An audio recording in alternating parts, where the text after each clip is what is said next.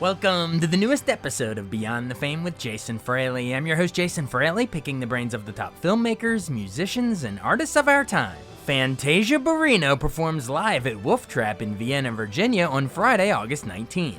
We spoke about her rise from North Carolina to winning season 3 of American Idol, launching a career of hit records and Broadway shows like The Color Purple. Hey Jay, how are you? Hey, Fantasia, thanks so much for joining us on WTOP. Thanks for having me. It's an honor to talk to you. We're talking because you are going to be coming to perform live at Wolf Trap, a beautiful, beautiful spot. It's like a national park mixed with a concert venue, sort of outdoors. It's awesome. And it's going to be on August 19th. Have you ever played that spot before? You know what? I probably have. When I get on that stage, I zone out. So probably when I get there, I'll be like, okay, I've been here, but it sounds familiar to me. Either way, I'm going to come and do my thing on the stage. So yeah, you know what? When you're crisscrossing the country, it probably runs together for you after a while. How dare I ask that? But if our fans or your fans are going to hear this and come on out, what are they going to hear? Obviously, I guess it's going to be a mix of like more of your greatest hits of over the years, and then anything new, like a new album you're working on or anything. Well, we're working on a lot of new things. I just got off the Color Purple set. We were there in Atlanta for like 6 months. And so now after playing Seeley again, and I kind of want to go back to my roots in the beginning. I think, I don't know how long you've been doing radio, but, sometimes we get to that point where we're like, okay, something's missing. And when you get into the entertainment business, it's always like, go, go, go, go. And you get to see a lot of different things, but you also feel like you're somewhat disconnected to where you started. And for me, I want to go back to when I was a little girl. I know it sounds strange to some people, but I started singing when I was 5 years old with my family. And I come from a singing family on my father's side, first cousins Casey and JoJo from Jodeci. And we used to do things a certain kind of way. And we used to sing a certain kind of music with very nothing but soul. We started out in gospel. And so for me, this time around, been in the game for 20 years, I'm kind of looking for that feeling that I used to have when I was a little girl. So we're going to take it back. I'm linking up with my oldest brother. I'm linking up with my cousins. And we're going to go into a house, not even a studio. I know it sounds crazy, but we're going to go into a house and we're going to record like we used to record. And this time I'm bringing a sound that I feel we haven't heard since the women and the men who came before us were doing it. Music has changed so much. And I do feel people are hungry for good music. People are ready to eat a good meal. And that's what we're preparing in the studio today. So when I hit the stage, of course I'm doing all of my hits. But I also always take it back. And whether that is old school, whether that is gospel, whether that is jazz, I try to give a little something for everybody because believe it or not, there's always a different variety of people in the audience. There's aunties, there's uncles, there's young people, there's, white, black, and everybody's coming out to hear a good body of work. I always say to eat a good meal because to me, music is food for the soul. So I give a little bit of everything, and that's what we're bringing to this new album, this new sound. I love that you were talking about your roots, and just remind everybody that it was North Carolina somewhere, right?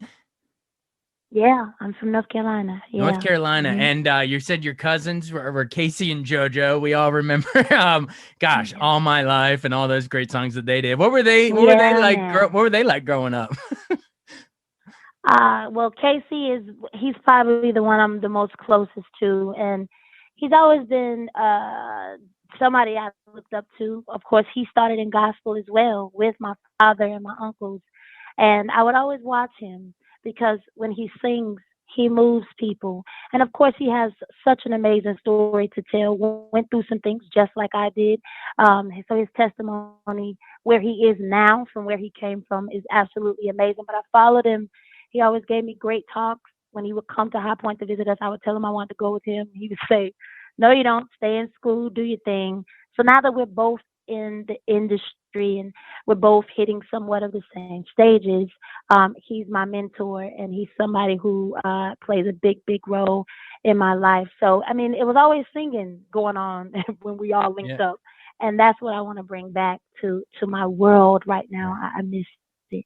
I miss Yeah. it. Yeah. And to steal a line from the beginning of one of their songs, growing up, they knew you since you were a baby, baby, baby, baby. That's how that song opened. I think that was All My Life. Yeah. Well, that's a perfect Yes. transition.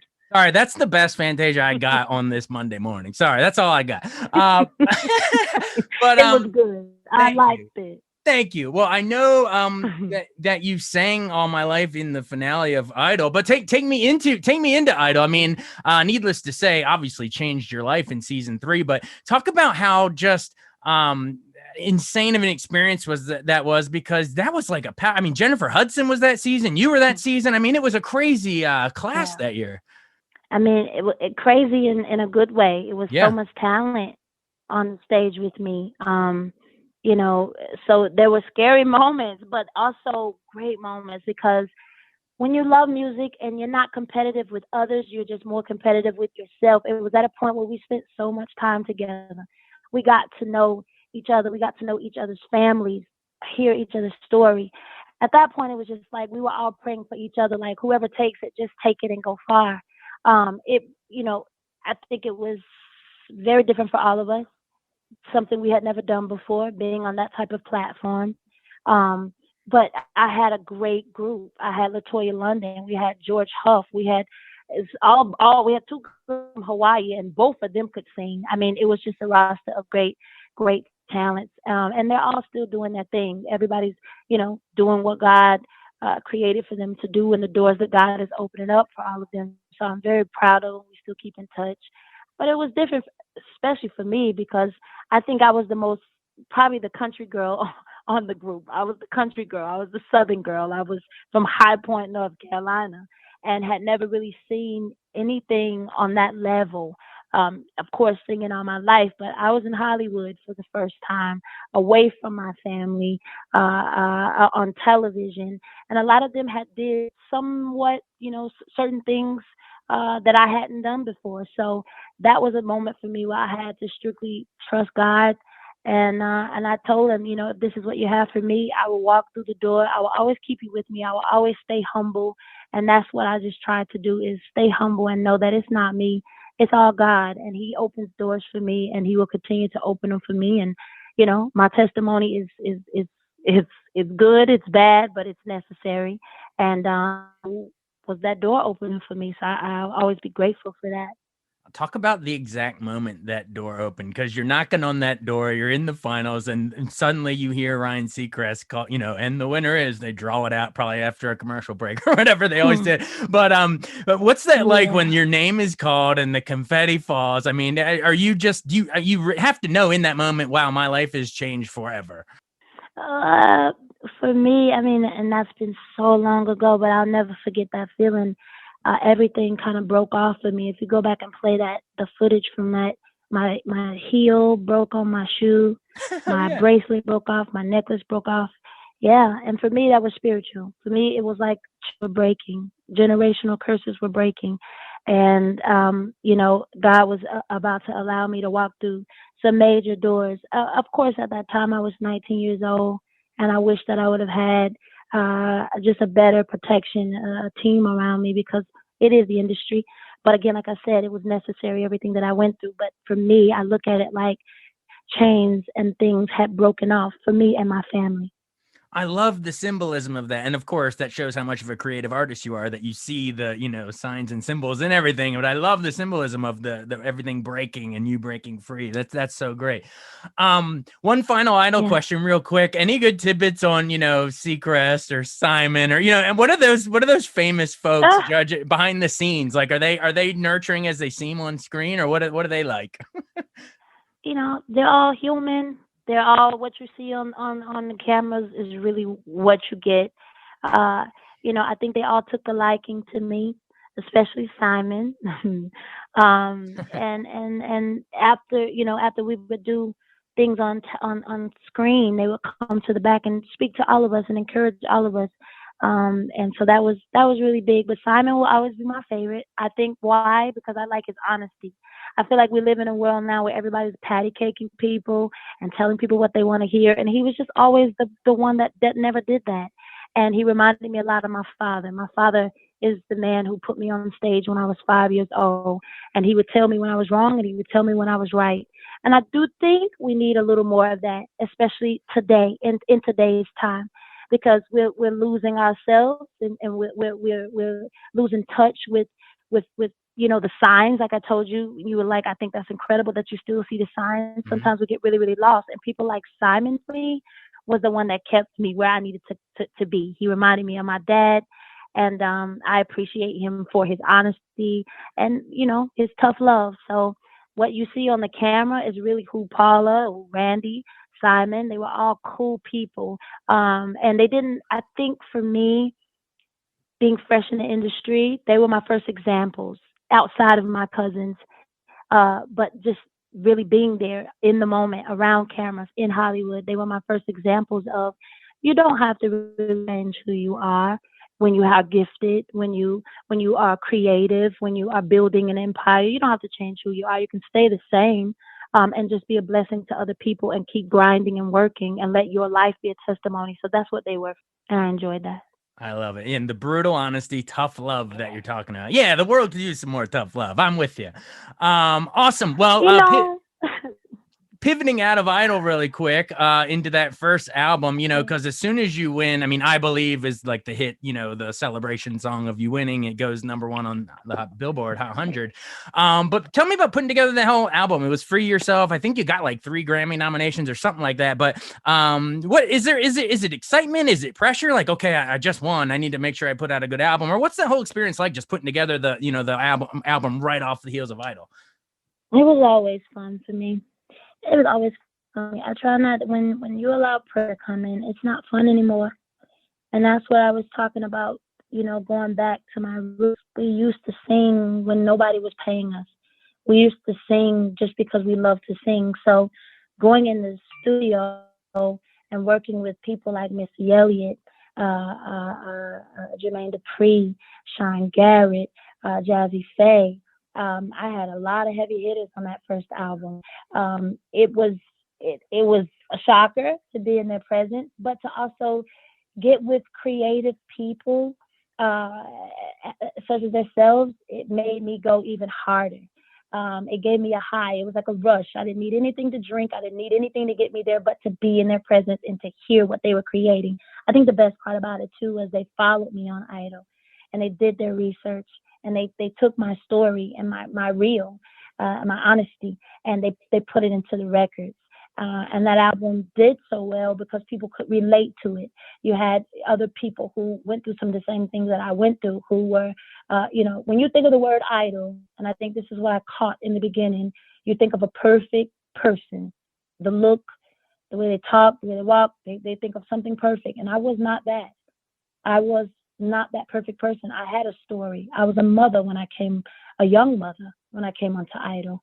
I didn't speak the way they thought I should speak. I was the one that came out on stage with my shoes off and sang "Summertime," and that's crazy because you're on TV, and so many people are looking at you, and you think, well, don't you want to go out polished? Don't you want to go out poised? And I said, no, I want to go out Tasia.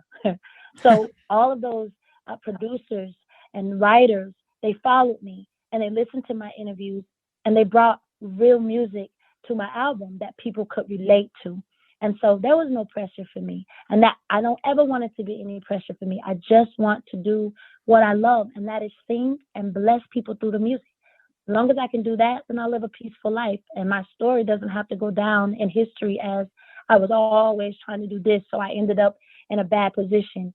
No, I'm always going to keep it real, always going to keep it honest. I do that on that album, the second album, the third album, this album we're about to do, because it blesses people because we're human and we go through real life situations and people are hungry to be fed for encouragement and to be inspired, and young singers and young rappers, and they want to see somebody who's really going through the trenches and really went through the fire, and I'm that girl. So no pressure at all, but I was in the room with some heavy hitters for the first time, so I knew I had to bring it.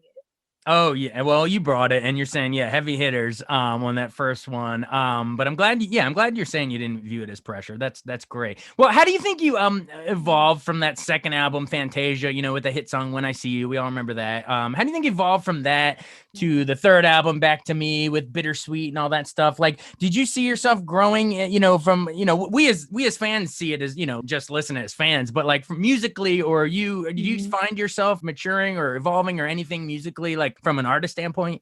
Oh, of course. I mean, I was so young when I won.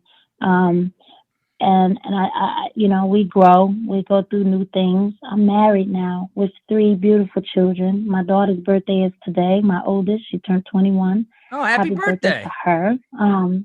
her. Thank you. So, I mean, we grow and we get into so many different situations, whether that is personal, whether that is business. And some of that is beautiful and some of that is ugly. I do think that is necessary. And so, as I grow and as I go through certain things, that all falls into my music. That falls into not only just the music, the sound. Because I like to say I have different sounds. When we were on Idol, we didn't do just R&B. We tapped into a little bit of everything, and I believe that matured my vocal in such a way to where if I am going through anything, if I have experienced anything, if there's anything going on in the world, which there's been a lot happening, that all comes through your sound. It moves through your body. I'm a soul singer. So, we have a lot of soul singers that we can list that came before us, that brought forth great music, that inspired us and helped us. James Brown, for one, Aretha Franklin, Patti LaBelle. My first song that I sang on Idol was Bonnie Raitt. Of course, she was a country singer, but that song got me through top 12 because it was the sound, it was the grit, it was what she felt, and so I took it and did it Tasia's way. And as a soul singer, everything you deal with comes through your music. Period. You can't even help it. You can't help it. Like when I'm on stage, somebody comes up to me and they're like, "Where did you go?" I'm like, "Girl, I don't know. I went someplace else." But I go to a place as a soul singer and it comes from my feet up my body through my vocal. So the fact that I am, been in the game now for 20 years, oh my God. Um, as I grow, as I grow and as I go through different things, as I meet different people and as I fall and I get back up, all of that stuff comes through my sound because I'm a soul singer. Oh yeah, it's just such a unique voice and such a signature sound we've come to love over the years, and Thank everything. you. Congrats on everything, all the albums we mentioned, and then playing Seeley in Broadway's in The Color Purple. There's just so much you've done, so it's great. I guess I know we're up against the clock. Final seconds. Like, do you still keep in touch with that the Idol winners or runner ups? Like, I mean, that's a small club. You, Ruben, Kelly Clarkson, all. I mean, there's only a few that can say they've won. Yeah. Well, I think we keep in touch as much as we can. They've all grown to be fathers. Ruben is married now and he has a child. Kelly has her kids. She's doing her show. We all, I would say I'm very proud of them because we've all taken that door that opened from us and taken advantage and going full speed ahead. But when we all see each other in passing, whether that is at an award show, talk show, wherever we see each other, we all end up in a corner, chit chatting, catching up, laughing. Remember this, remember that.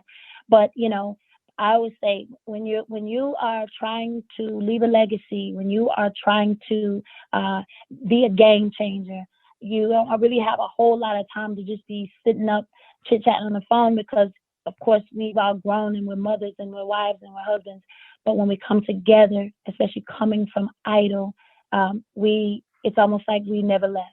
It's almost like we just seen each other yesterday and we all kick it, enjoy each other, catch up, and that's the one thing that I love. The Idol will always be just a big family.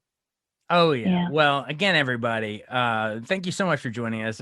Fantasia, bringing magic like the Disney movie. Fantasia, gonna bring the magic to Wolf Trap Friday, August 19th. So get your tickets now. Thanks so much for doing this. This was great. Good talking to you, Jay. Can I call you Jay? Yeah, call me Jay. Yeah, if I can call you Fan. Just call me Tasia. Call me Tasia. That's what everybody Tasia. calls me at home. We're Tasia. family now. Yeah. All right. Well, thanks for doing this, Tasia. I appreciate it. Okay. Thank you. God bless you, Jay. You too. Bye. Thanks so much for listening to Beyond the Fame with Jason Fraley. Our theme music is Scott Buckley's Clarion. Remember to give us a 5-star rating if you like what you hear. We'll see you next time.